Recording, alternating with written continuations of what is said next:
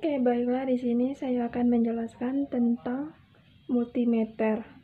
Multimeter merupakan sebuah alat ukur yang menggabungkan beberapa fungsi pengukuran dalam satu unit. Sebuah multimeter khas dapat mengukur tegangan, arus, dan resistansi. Multimeter analog merupakan multimeter yang menggunakan mikroammeter dengan pointer bergerak untuk menampilkan hasil pembacaan. Sedangkan multimeter digital mempunyai display numerik dan mungkin juga menampilkan sebuah bar grafis mewakili nilai yang terukur. Multimeter digital sekarang jauh lebih umum karena biaya dan presisi,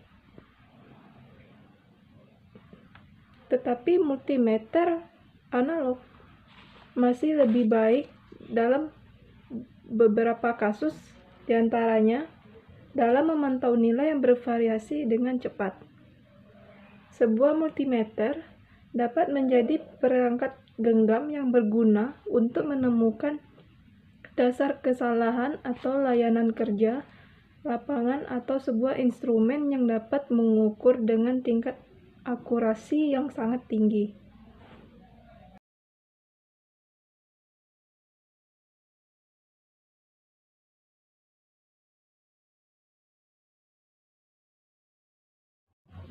Oke, selanjutnya saya akan menjelaskan tentang fungsi dari multimeter.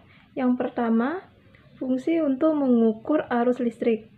Dinilai sebagai fungsi utama dalam mengukur arus listrik atau ampere.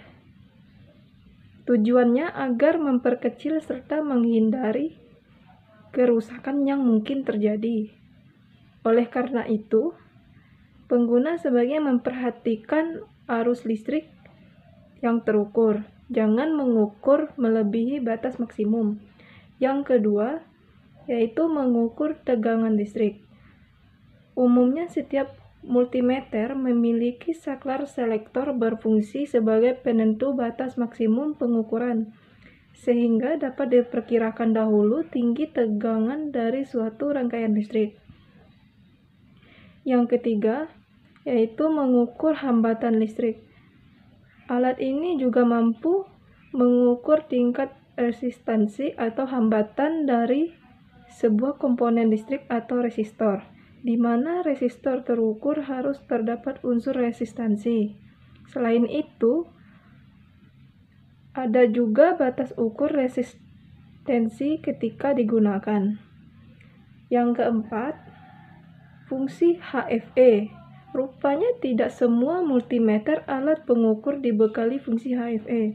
Adapun kegunaannya agar tahu nilai atas faktor penguat dari transitor.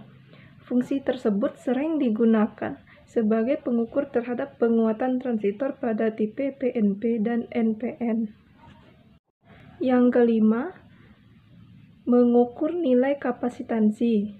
Multimeter mampu mengukur nilai kapasitansi pada kapasitor. Pengukuran ini dapat dilakukan dengan menggunakan tipe digital maupun analog.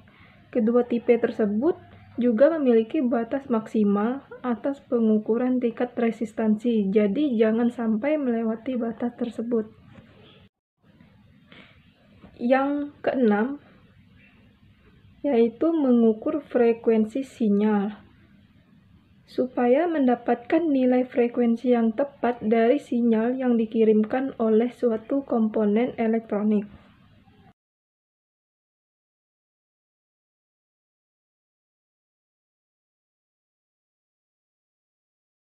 Oke, selanjutnya saya akan menjelaskan tentang bagian-bagian dari multimeter tersebut.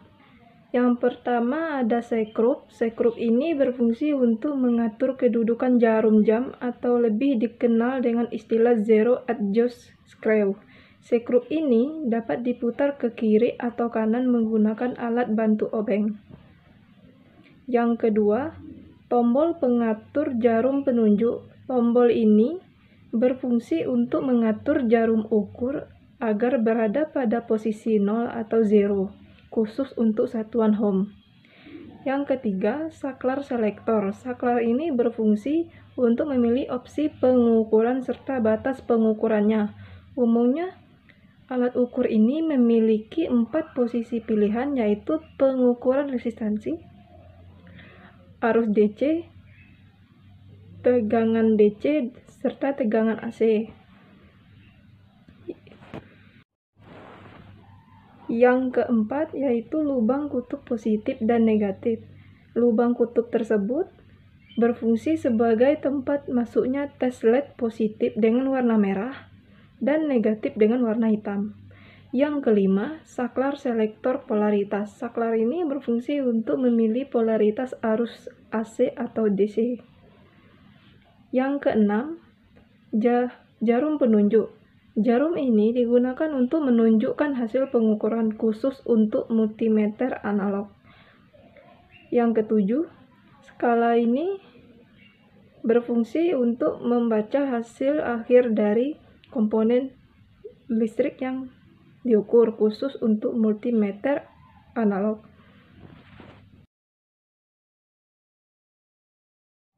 Oke, selanjutnya saya akan menjelaskan tentang cara menggunakan multimeter.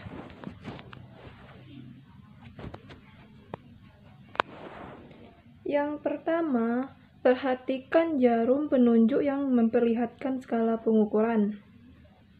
Yang kedua, perhatikan juga pengaturan knob atau saklar yang digunakan untuk mengatur pengukuran ampere, voltage, ataupun ohm.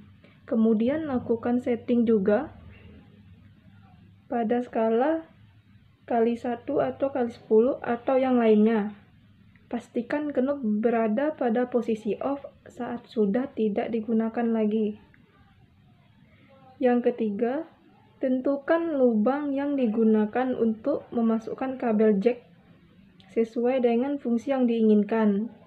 Ada 2 lubang, yaitu positif dan negatif, yang akan menunjukkan polaritas dari probe. Yang keempat, periksa kembali apakah baterai telah terpasang dengan baik. Pastikan kondisi baterai tersebut masih bagus.